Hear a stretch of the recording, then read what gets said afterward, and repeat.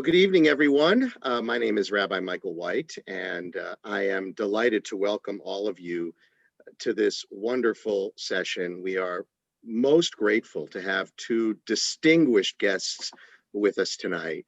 When Ruth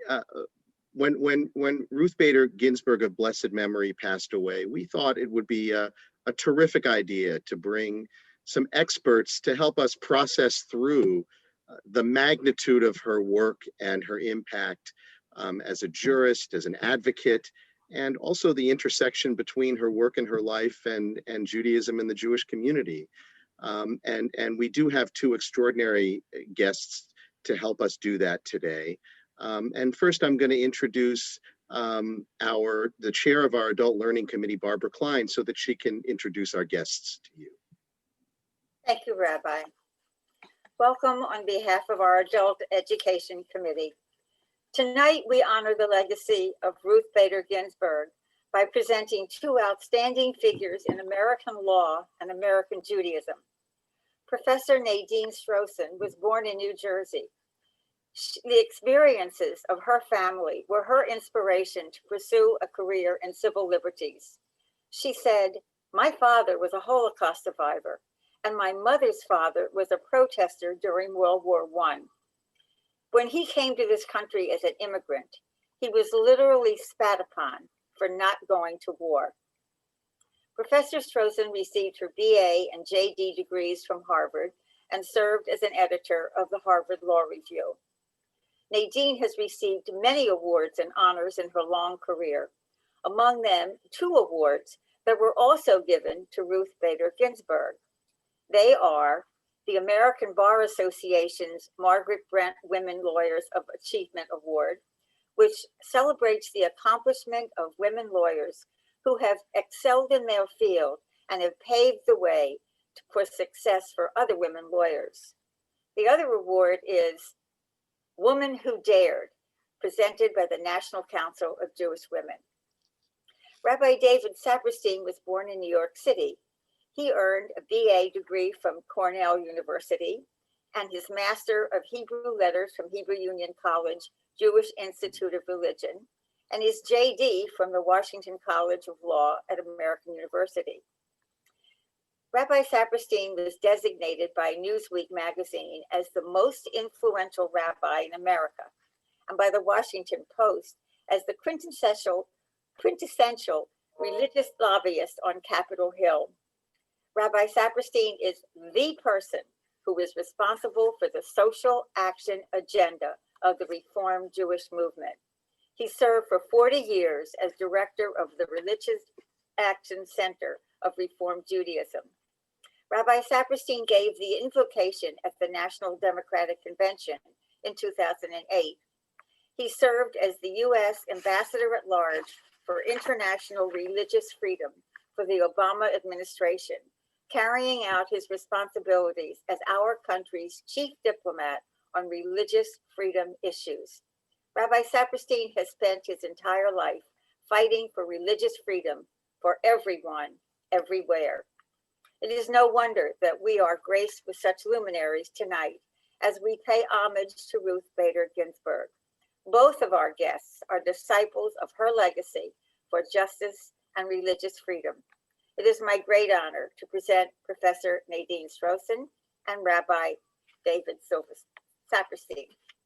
Thank you, Barbara. Thank you, Barbara. I also want to acknowledge that we're joined by Adrienne Rubin, who is our Director of Adult Learning at Temple Sinai, and Rabbi Alana Schachter of Temple Sinai as well. Rabbi Schachter and I are going to just pose some questions as opening opportunities for our distinguished guests to share their wisdom with us. Also, I just want to tell all of you who are watching, if you have any questions, please put them in the chat room. And we're going to save some time at the end so that we can get to them. So my first question for both of you is if you could share with us your view on what Ruth Bader Ginsburg of blessed memory, what her lasting legacy is, both as a litigator and as a member of the court.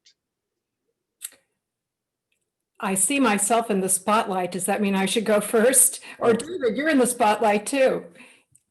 Go ahead. Okay. Well, first of all, thank you for that really wonderful introduction, Barbara and Michael and Ilana. It's just wonderful to be here to share the platform with my longstanding colleague and friend, David. It's been too long. It's really bittersweet to talk about my longstanding friend and colleague, Ruth Bader Ginsburg. And it's impossible to answer the question because the scope of her influence is so great that I think of the four major categories of her accomplishments, each one of which, I hope this doesn't sound irreverent, each one of which one could have said Diana, right? One that wasn't listed in the question of litigator and justice, law professor. I mean, she broke so many records there. She wrote the very first case book about gender discrimination law. She founded the first law journal dedicated to women's rights. She was instrumental in securing equal pay for women law professors at the first law school where she taught. And she was the first woman to be granted tenure at Columbia Law School. That itself would have been an extraordinary career. But while she was also a professor at Columbia Law School, of course, she famously also became the founding director of the ACLU Women's Rights Project. And this part of the story, I think, is quite well known. So justly, that she really has rightly been called the Thurgood Marshall of the women's rights movement, planning with brilliant strategy and organization, a hand-picked series of cases that were designed to go from ground zero to essentially full-fledged equal rights on the basis of gender. And I think especially for younger women, but even for me at my age, I sometimes forget how radical it was to make the suggestion that the Constitution's Equal Protection Clause had anything to do with gender discrimination.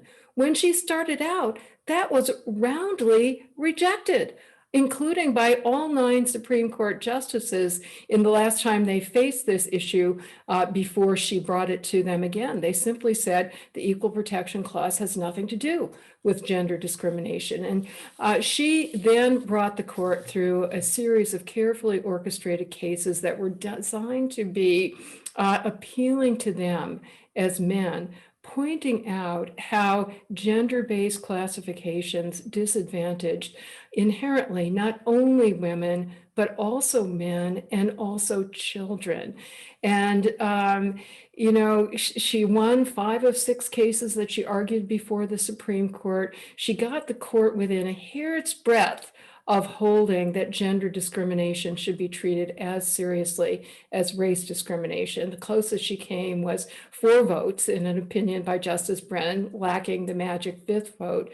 But as a wonderful stroke of poetic justice, in 1996, 3 years after she had joined the court herself, she cast the winning vote and in fact wrote the opinion for what was in fact a 7-1 decision, one justice recusing himself, that did finally cross that barrier and treated gender discrimination as seriously as race discrimination.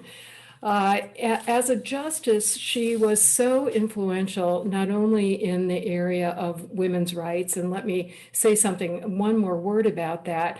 At the time she joined the court, she was one of only 2 female justices.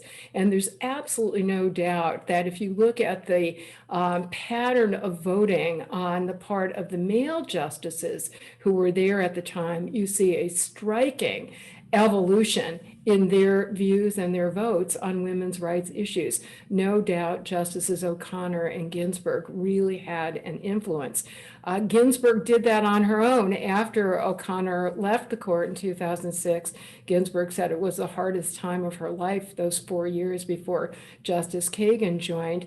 And one of the things she did during that period was to consistently raise a female perspective, to make the other justices more more sympathetic to perspectives and experiences that are unique to women. So one case is very important to me because it was an ACLU case involving a young woman named Samantha Redding. She was 13 years old. She was subject to a humiliating, degrading strip search in school based on mere allegations, no basis for reasonable suspicion, an assertion that she was using prescription level Tylenol without a prescription, heaven forbid. And Justice Ginsburg famously gave an interview to Joan Biskupik, a female reporter at USA Today, after the oral argument, but before the decision came down, in which she said, in a gracious way, she was always very gracious, that she thought that her male colleagues, based on the questions they were asking, could not understand what a terrible experience this was for an adolescent because they never had been a 13-year-old girl. And lo and behold, the decision came out in Savannah's favor. Another really important case where Justice Ginsburg was not able to persuade her brethren, and I say that deliberately because this was, again, while she was the only woman on the court, but she did persuade Congress, was the famous Lilly Ledbetter case, where the majority of the court, all male, gave a very, very narrow interpretation to Title VII and protection against gender-based discrimination in employment. And Ginsburg did something quite unusual for justices in general, but for her in particular. She read her dissent from the bench, and she expressly called upon Congress to remedy the problem by clarifying that the statute did mean that Lilly Ledbetter could make a claim for the employment discrimination that admittedly had been, the wage discrimination that admittedly had been going on throughout her whole long career, but she just didn't have the evidence, and so she hadn't been able to make the complaint until recently. And Congress did pass that statute, the Lilly Ledbetter Fair Pay Act, and it became the very first law that President Obama signed. I could go on, but I think I've probably used my 5 minutes, and so I want to turn it over to David. I'm sure he can add much more. Well, let me also express my appreciation to be back with Temple Sinai. It's a congregation, I mean, from Al Van Ruben to Michael White. The senior rabbis here have been really close friends of myself personally and of my family, and it has a synagogue. It has a special place in our heart, and the honor of being with Nadine Strossen is just always a pleasure during the period where she was a remarkable president of the ACLU. And as you can imagine, the Reformed Jewish Movement, the ACLU share common positions on almost every one of the great constitutional issues that our country faces. There couldn't have been a better person to work with. I really, and the number of times we had speaking together on platforms, it's especially sweet for me that I have this opportunity again. And Nadine is the mark of a great teacher is to take complex issues, be able to explain them clearly, or very broad issues and be able to succinctly give you something. You just got a taste of Nadine Strossen's talents. And I'm not going to add all that much in terms of the substantive law. I will offer just a couple of contextual points about it. I'm struck in her description of Sandra Day O'Connor. It was Sandra Day O'Connor who was the ranking justice on the court with the VMI decision that you were talking. It could have been hers to write here. It was something she felt strongly about as well. But she said, this is Ruth's case, and gave it to Ruth to write. And she wrote that decision that called for a heightened scrutiny, the highest level of protection for sex discrimination, and that any kind of effort such as separate but equal, which there had been an effort to do, wouldn't work in this case, just like it hadn't been acceptable in racial issues. And it was truly a landmark case. Secondly, I think about her career, dividing it into two periods. There was a period of her as a litigator and the first part of her the time on the court, where very often she was in the majority, in which the same skills that she had of being very thoughtfully tactical about how to end up with a majority, whether she was litigating and deciding what arguments to make or not make, and figuring out who she needed to win over, or on the court when she had to figure out how to get the fifth or greater vote for a decision that she wanted.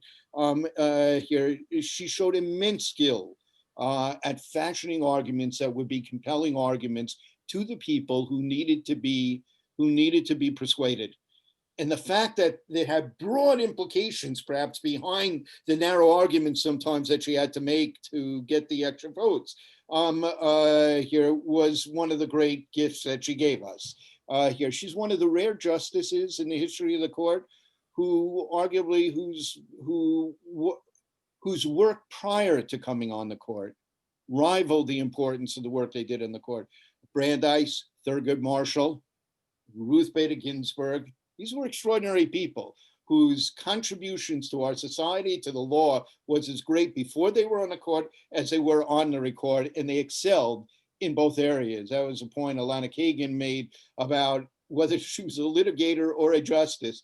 This extraordinary skill that she, in crafting her opinions or her arguments, was simply unsurpassed, and that is remarkable here. Two other things about her as a personal thing, because the question was, what is the lasting kind of contribution? And I want to get beyond the law entirely. One is, I was blessed with the fact that I taught for 35 years at Georgetown Law School on the side of my main career, running the Religious Action Center of Reform Judaism. I taught for 35 years there, where Marty Ginsburg taught. Here, he is everything that you see in the movies. I mean, they knew him much better than I did, but he's everything you say. He was funny, he was brilliant. He filled the room when he walked in the room. I mean, it was really funny. You know, the two of them were walking together, big, small, gregarious, energetic, and quiet. Ruth, and both would galvanize attention. As different as they were, and so they both would galvanize attention. And she was an extraordinary model of somebody whose family was as important as her professional career, and manifestly so. What a great model for boys and girls who were so enraptured with this iconic figure to have in that regard. And finally, I would say also she was so open about her Jewishness here, and so proud of her Jewishness, and you know, that integration of her Jewishness and her legal career remains a lasting model, I think, especially for Jews. I think anyone who appreciates religion and religious values, but especially for Jews, that will long be remembered. She kind of ranks up with, been many Jewish justices, and some were very serious about their Jewishness, but I think Brandeis and she kind of are the bookends of really representing this integration of which they were so proud and was such a model for the Jewish community. Thank you both so much. We're so excited to be with both of you tonight.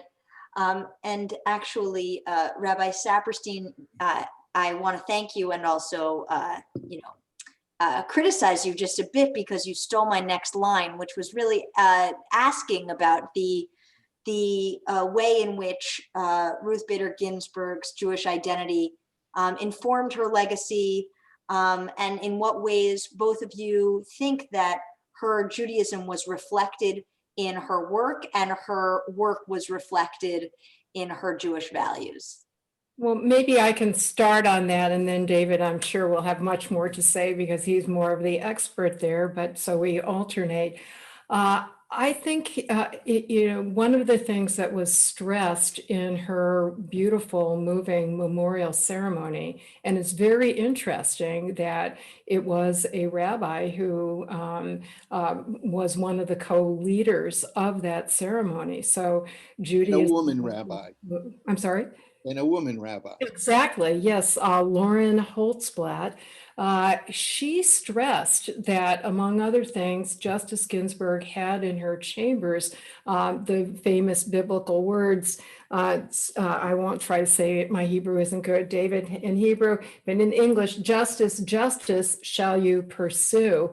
And, showing the importance of text both to constitutionalists and to Hebrew scholars, the rabbi pointed out that no word is repeated in vain. It's really, really important when it's repeated twice. But it's interesting. Justice Ginsburg did say in a 2008 interview for a documentary about Jews in America, she talked about how she had been raised in an observant household, but left, became kind of alienated from her Jewish background for feminist reasons. It's well known that her mother died tragically when she was 17 years old, the day before she graduated from high school. And it really offended her that the house was filled with women, as she said, but there wasn't a minyan to say prayers. And then she added that, having recently had the experience of going to a bat mitzvah where both the rabbi and the cantor were females, she said, if it were today, I would have a different attitude. And it seems that she did become more involved with her Judaism in terms of religion, as well as in terms of the underlying values that were reflected in her opinions. And one of the things that she did was to co-author with the same rabbi in 2015 an absolutely beautiful essay about the 5 women heroes in the Passover story. You can get it from the American Jewish World Service. Many people are using it in their seders, and it is a beautifully written call to activism and leadership, on especially encouraging our daughters to do that, but as she also did, basically reaching out to everybody to do that. So she also had experience with discrimination by virtue of being a Jew, and that informed her sympathy and empathy with outsiders. She often referred to outsiders in decisions that were, or I should say opinions, they were dissenting opinions, standing up for racially based affirmative action at a time that the majority was striking it down. So, well, let me jump in on a number of things here. I mean, first of all, there's some interesting rumors about her. Some of the articles when she died talked that she wanted to become a rabbi.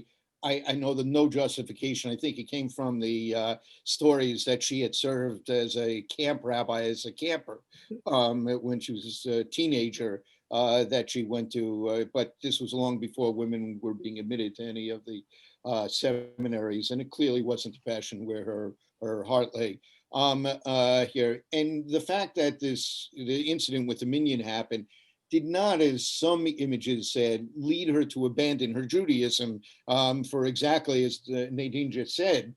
She was extremely proud of it, and she was culturally a Jew. Passover was an important part of their life. She was absolutely comfortable when she went to synagogue. She knew all the prayers. She knew all of the rituals, and she was totally comfortable when she was in that kind of setting here. So these were important pieces of it, of her identity.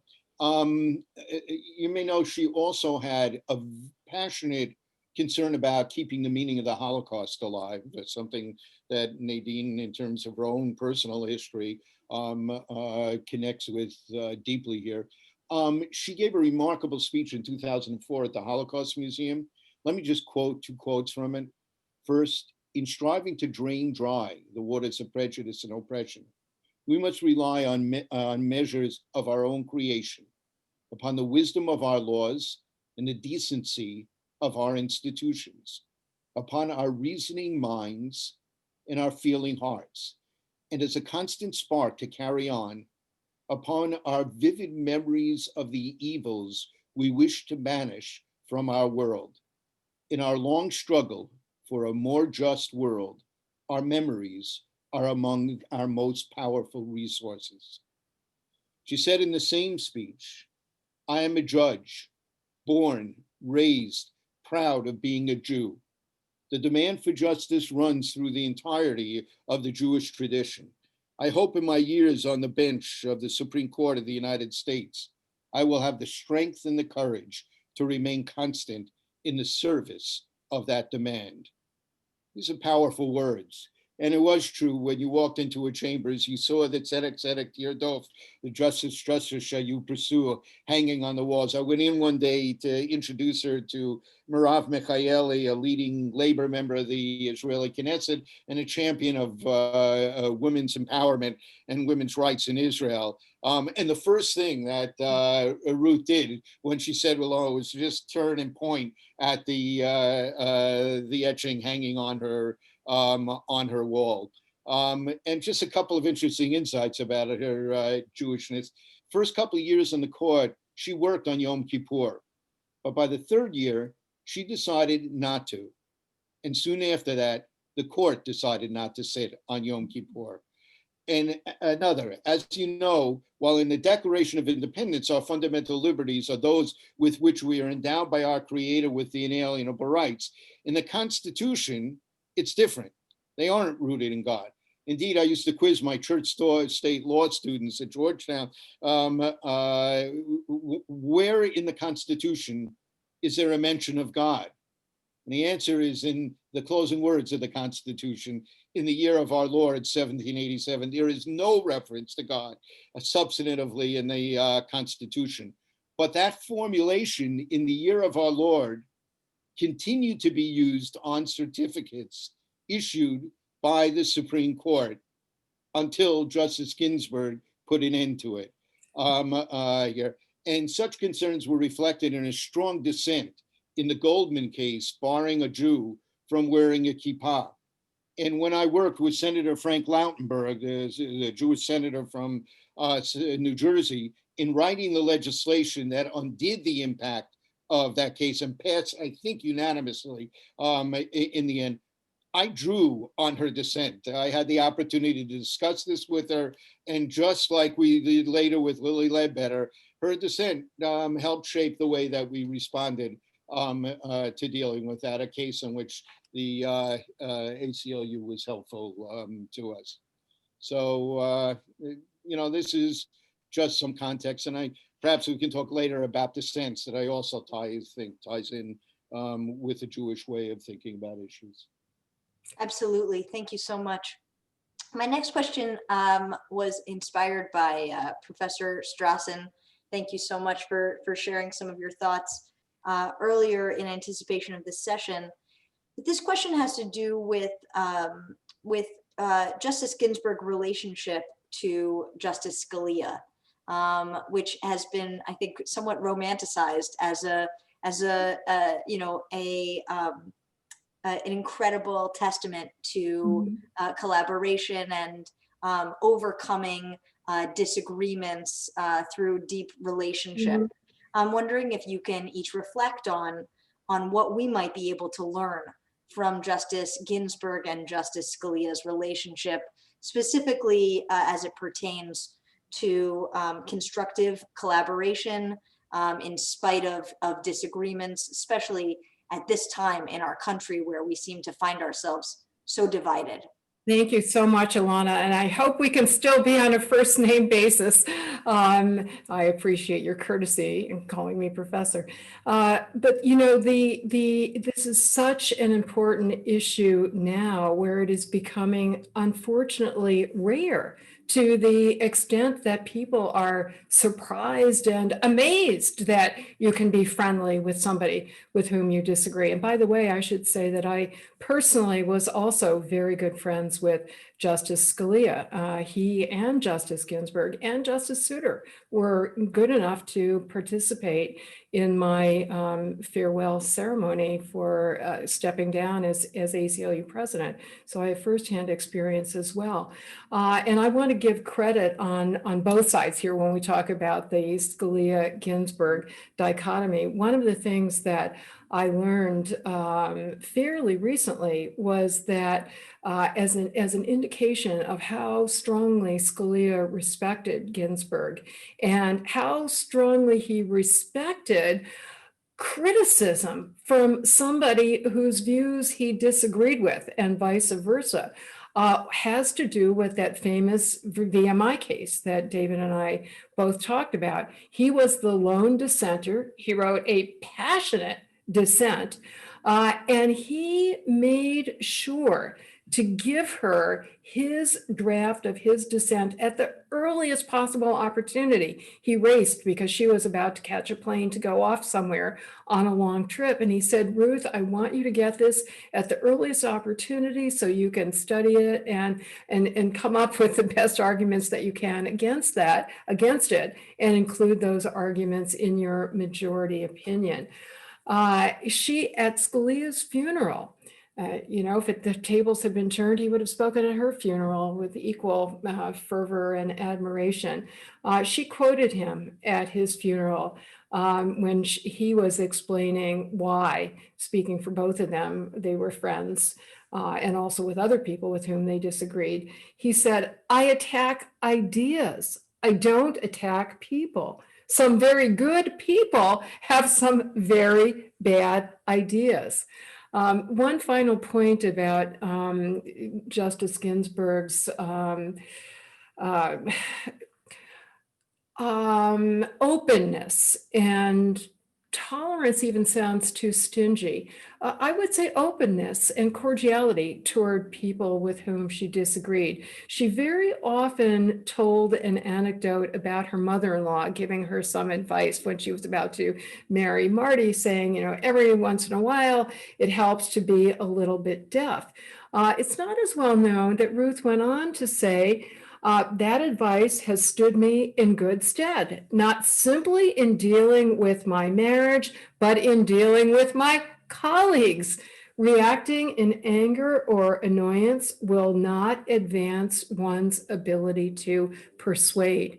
So this is all part and parcel of what David and I both talked about, I think David even more, about her attentiveness as an advocate, not to hammering somebody over the head, not being bombastic, but being effective in persuading. And that involves listening and not attacking. And one other way she made this point, she said, don't be distracted by emotions like anger, envy, resentment. They just sap energy and waste time. She was very much of a compromiser in the most positive sense of that term, and very much of an incrementalist in the most positive sense of the term. And I think it's especially important, Alana, in this era where so many people think that there has to be radical, revolutionary change. And if you work within the system, I think even compromise is a dirty word for many people now. I strongly suspect that many people would even question, how dare you be friends with that person who's written some opinions that we find truly wrong-headed, as I did feel, and I know she felt about some of Scalia's opinions. I think we have an unforgiving culture now that might look with hostility, but since she is such an icon, I think it's really important that we get to hold her and Scalia up as role models, especially to the woke generation, because they can see the track record of what she actually accomplished through that gracious interaction. Rabbi Saperstein, you're muted. Thank you. And the same about the first name basis. Let me just add a little bit about Justice Scalia. I mean, first of all, I can't express strongly enough how much I agree with Nadine about the breakdown of civility in discourse, in public discourse between people who disagree with each other and the breakdown of bipartisanship. There wasn't a single victory that the ACLU or we had in the 20th century. Where they're talking about the labor movement, the civil rights movement, the women's rights movement, the environmental movement, the Great Society programs and the economic justice programs, the pro-Israel movement, the pro-Soviet Jewry, all happened because of a bipartisan coalition of decency on Capitol Hill and a multiracial, multi-ethnic, multi-religious coalition in communities like Roslyn, all across America, that was not split along partisan lines. We've lost that. And we lost it at a time we face some of the most dangerous problems humanity has faced here, and it's so desperately needed. Scalia here was quite a figure. He really was absolutely brilliant. Here, personality-wise, not that dissimilar to Marty. Here, gregarious, gracious. I mean, if you sat at a dinner table with him, he was just this wonderful, gracious person. He couldn't be kinder. He had chutzpah of the first order. He would say things off the bench that no other justice would ever say about his opinions about things, etc. Could have gotten him into recusal problems if people had done it. And so this was a genuine friendship. Here, Ilana Kagan has crafted a friendship. The two of them have similarly crafted a friendship with each other. Here now, Scalia, when he wrote his opinions, his tone was different. Here, it was like he knew this would be his last opinion, and he wanted to get everything off his chest about what he thought about the other opinions that he disagreed with. I mean, it could be very tough. Again, never making a personal disparagement, but it was a disparaging comment often about the arguments that would counter his own. But he really was a very gracious person. At one point, we were at a dinner, maybe a dozen Jewish leaders and he were at a dinner together. And it was after the court had struck down the Religious Freedom Restoration Act, except for the federal government. Here, and I asked him the question, not expecting he would ever answer. Do you think we can come up with a version of the bill that would, based on your concerns, that would actually pass constitutional muster? He didn't miss a beat. He said, absolutely not. No way. This is just an in-run around our right to determine what the First Amendment means about it. And, then eventually we did write such a bill, and the ACLU and the Reformed Jewish Movement were seminal in pulling apart the RFRA coalition to actually create something called the Religious Land Use and Institutionalized Person Act. Here, we actually did write a bill based on the critique that he and his colleagues had given, and it did pass constitutional muster unanimously by the court. And Scalia signed on to a decision written by Ruth Bader Ginsburg in the Cutter decision here. Mm-hmm. So yes, he was quite a character. It was a genuine friendship here, but he was just wrong on a lot of the constitutional issues. Nadine and David, thank you so much for all your answers so far. We have a number of questions from our attendees, and I would love for us to try to get to as many as possible. The first one is, Amy Coney Barrett is famously Catholic. How did Justice Ginsburg integrate her Jewishness with her role as a secular judge, and what model does that present for Amy Coney Barrett? Nadine, I'm going to start us off. Justice Ginsburg was, she actually said that there, for many years, there was a so-called Jewish justice, a Jewish seat on the Supreme Court that started with Louis Brandeis. And then ultimately, and by the way, there had been from 1916 until when Goldberg retired or resigned from the court, was that in the 70s? I'm losing track of time. There wasn't a Jew on the court for a couple of decades until she was appointed. And then a year later, Breyer was, and so there were two Jewish justices. And she said, we are not Jewish justices. We are justices who happen to be Jews. And I think it was relevant only in the sense that her experiences as a member of multiple minorities, one of them being Jewish, informed her strong support for a robust interpretation of not only the equal protection guarantee, but also religious freedom, and in particular, separation of church and state. Now, you can't make a necessary transposition because Breyer and the other Jewish justices don't necessarily agree on these issues. But I do feel one of the lasting legacies was she was one of the last two really strong supporters of a robust interpretation of the non-establishment clause. The most recent case, that giant government-sponsored cross that the Supreme Court upheld as a supposed memorial to war veterans, and only Ginsburg and Sotomayor dissented, saying this is government support, government preference for Christianity.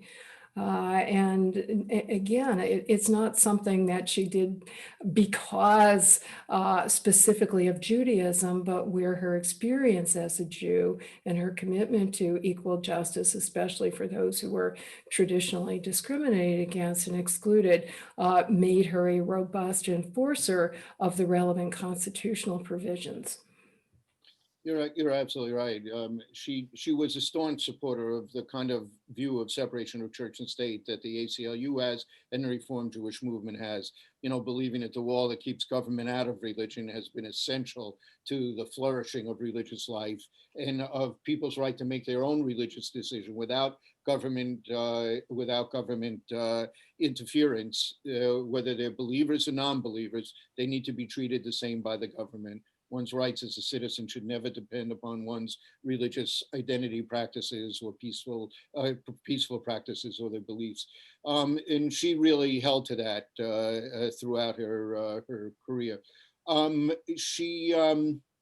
In terms of the issue, and you're gonna have to forgive me, I kind of lost what we were focused on. Well, how was her jurisprudence affected by the fact that she was a Jew? Oh, so no, the year you call, okay. So I actually, before I went into government, I was working on a book called The Use and Abuse of Religion in American Elections, trying to set out standards of what is the appropriate use of religion in when people are running for election.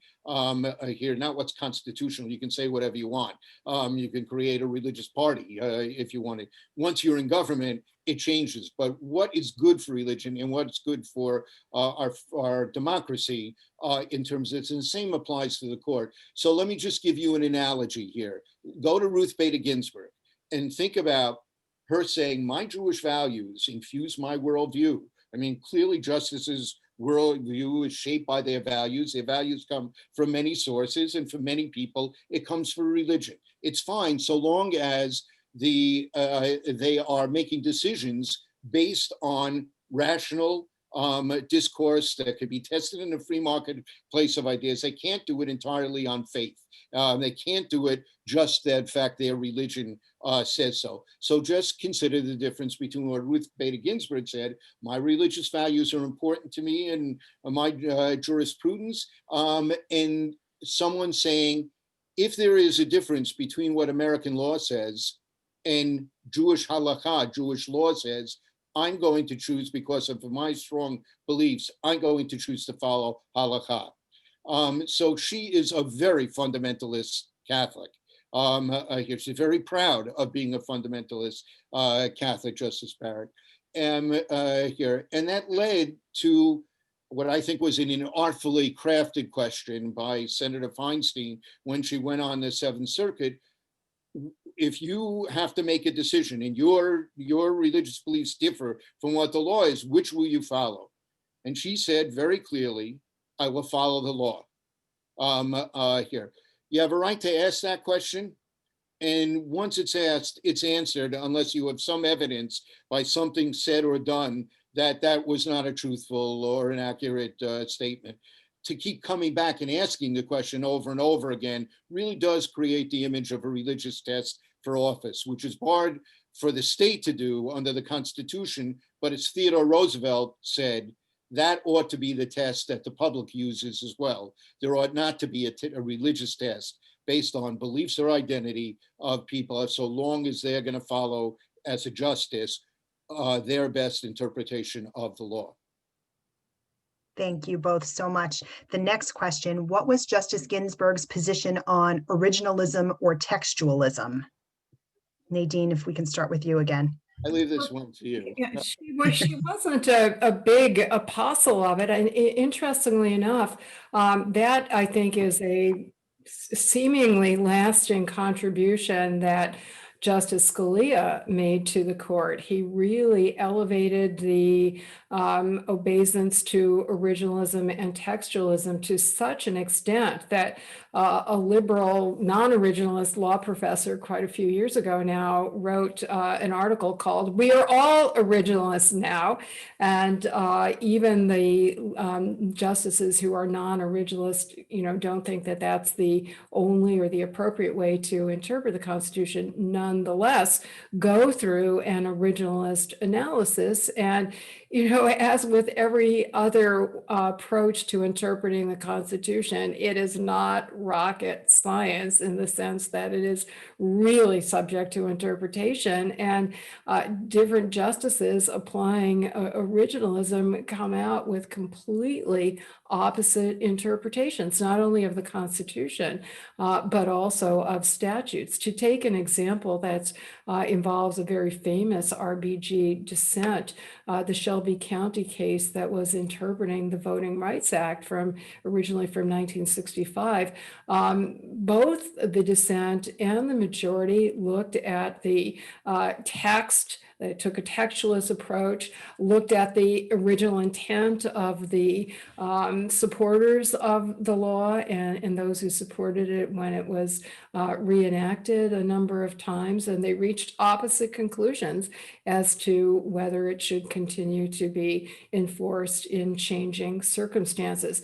And this was a very famous dissent of hers because Chief Justice Roberts said, well, look, things have changed. There's not nearly as much discrimination in these southern and other jurisdictions that were subject to so-called federal pre-clearance before putting in any new obstructions to voting. And Ginsburg said, he said, things have changed, so the laws obviously work, so we can get rid of it. And she said, that's like throwing away an umbrella when it's raining because you're not getting wet. But both of them did use textualism and originalism. Yeah, I mean, again, there is not total parity here because Sandra Day O'Connor, Ruth Bader Ginsburg, and a lot of justices, even some appointed by Republicans like Sandra Day O'Connor and others, believe that you can look to the congressional intent for a piece of legislation, where Scalia was very suspicious of looking to the congressional intent. He said the words of the law are what should bind us, and you can't go beyond that. So for those who follow that, it will be very interesting in the case today on the ACA. Here, it seems quite clear, as Kavanaugh raised and Justice Roberts raised, that the intent of Congress was not for this bill to be struck down in its entirety if any one piece of it had to go down. And it'll be very interesting to see how some of the originalists who are political conservatives end up actually ruling on this case. Thank you both so much. One more from the audience. How do you think RBG would feel about the appointment of Amy Coney Barrett as her successor? We have a bit of a recurring theme here, although a variation on that theme.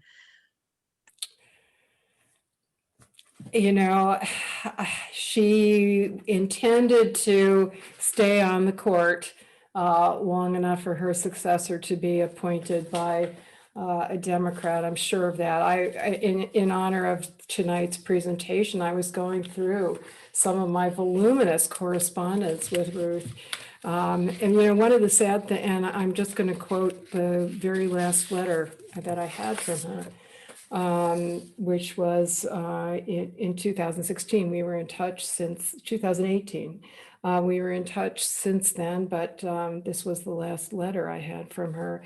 And she was turning down an invitation that my local rabbi in New Milford, Connecticut had asked me to pass on. I said, there's no chance she can accept this, but sure, I'll write. And she's so gracious, of course, she answered. And then she said she was booked beyond capacity. And then she said, hoping to stay healthy for at least 4 years more, I must take greater care to avoid an overload. So she was obviously hoping to make it through what she hoped would be a transition. I'm sure she's sad that that didn't happen. That said, she was such a supporter of all women. She and O'Connor were, I don't mean to compare O'Connor to Barrett, but O'Connor was a Republican conservative and had strong disagreements with Ginsburg on important issues, and yet they bonded over their shared experiences as women. And given her cordial relationship with Scalia and her cordial relationship with all of her colleagues, she said she had never had such a collaborative working environment in her entire career, including Columbia Law School, including the ACLU, that the Supreme Court was the most collegial. I assume that she would have wished that for Barrett. Yeah,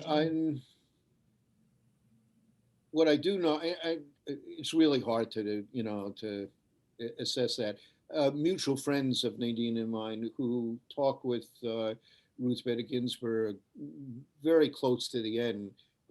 She was so absolutely determined to last, to make it through this whole this year.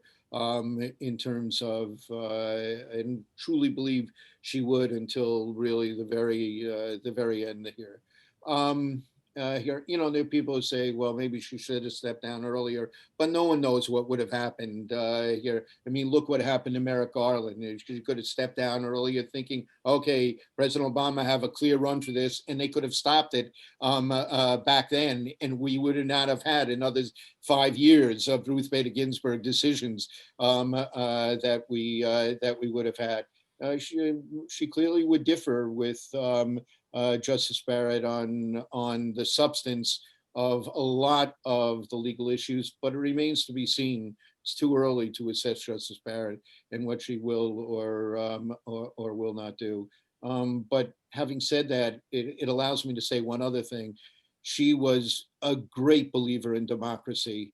She was a great believer in the right to vote, as the Shelby dissent that she wrote indicated. So I can't tell you what she feels about Justice Barrett, but I can tell you what she would feel about what your synagogue and Rabbi Alana and Rabbi Michael here, what they helped lead with great lay leaders in terms of the civic engagement you did, the numbers of people you got to register to vote, the numbers of people you reached out to, ensuring all your, and remember here, if the studies show if young people vote twice in the first 2 elections they're eligible for, they're likely to vote for the rest of their lives. And you made sure all your young people were engaged. She would have been so proud of that. She loved young people. She was such a great mentor to young women. And that's really part of her legacy as well here. Here, there's a wonderful story that our colleague Michael David Stern from the rabbi at the Big Temple Emmanuel in Dallas tells that in 2016, their Beehive class, the 3 and 4 year olds at Emmanuel, decided to name their new class fish Ruth Beta, B-E-T-A, Ruth Bader Ginsburg, in honor of Justice Ginsburg. And they were so excited about doing it. They sent her a letter of tribute, a picture of the fish, and as she is so wont to do, she wrote back a handwritten note to them saying, I loved your letter. Dear Beehive class, I loved your letter. I'm glad you named your fish after me. Cheers, RBG. Here, I mean, that's who she was. And, you know, she certainly would have kindly treated Justice Barrett because she was just a kind person. And that kindness, if I can chime in, in answering the very first question, I said there were 3 categories of her legacy, and then I said, oh, there's a 4th. And the 4th, I want to say, is she was so kind and so generous and so gracious. I have to say, not only to me and thousands of people like me that she interacted, but then it trickled down to my students, right? She never said no to any request I made for my students to visit her, to interview her, to get tickets to attend the Supreme Court. And then they would send her thank you letters and she would answer their thank you letters. And I mean, this is like, she's so nice. You can't hate somebody who was so amazingly efficient. But every time I'm tempted to say no when a student asks me to do something, I think of her. She didn't say no. How in the world could I possibly? And she was so thrilled and bemused by this notorious RBG phenomenon that swept the country. Ellen and I, my wife and I, were having dinner with her and Kathleen Paradas here, who Ruth had hired as a first employee for the ACLU project on women's rights. And we were talking, and she was just so bemused by the whole phenomenon of it, but she relished it. She just loved the image of it. And again, what a wonderful role model for women and boys, girls and boys, in terms of what a towering figure like this could be. Yeah. Well, thank you both so much. I'm going to turn it over to Rabbi Schachter now, and we're just so grateful to you both. We're sensitive to your time, and we're just so grateful that you both could be with us this evening for, I think, what we can all agree was a truly remarkable gift to have both of you with us in our community tonight. Can I say one other thing, which is for people who are interested in Ginsburg's legacy, if you haven't yet, there were 2 wonderful films that came out in 2018. I couldn't recommend them both more highly. I thought I knew everything there was to know, quite frankly, so I only looked at them recently, and they're extraordinary. They're inspiring, they're informative. Please watch them. Thank you, Nadine. Yes, I agree. I've seen them. I loved them. They were really wonderful. And, you know, I think that this program really, you know, when we experienced Ruth Bader Ginsburg's, the knowledge of her passing on Erev Rosh Hashanah, I think that so many of us felt the world grow a bit darker, knowing that this special soul had left us. And as Jews, we really believe that it's up to us to lift up the memory of those who are gone, to lift up their legacy as a blessing. And so we're just so grateful to both of you for being here tonight, for helping us do this sacred work. Thank you for sharing your wisdom with us, your Torah with us. Thank you for sharing your stories, your personal recollections, as well as the stories of your own work in the fields of law and justice. They truly have been a spectacular tribute and testament to Justice Ginsburg's life and legacy, and we're really grateful to you. So thank you from the bottom of all of our hearts for being here with us tonight. And certainly, as per Nadine's recommendation, may we continue to learn from Justice Ginsburg's life and legacy going forward, certainly to be continued. Thank you. Thank you all so much. This is a great opportunity for us, as well as we hope for you. Well, thank you to both of you. It was a wonderful evening, and thanks to all of you for joining us. Have a good evening, everyone.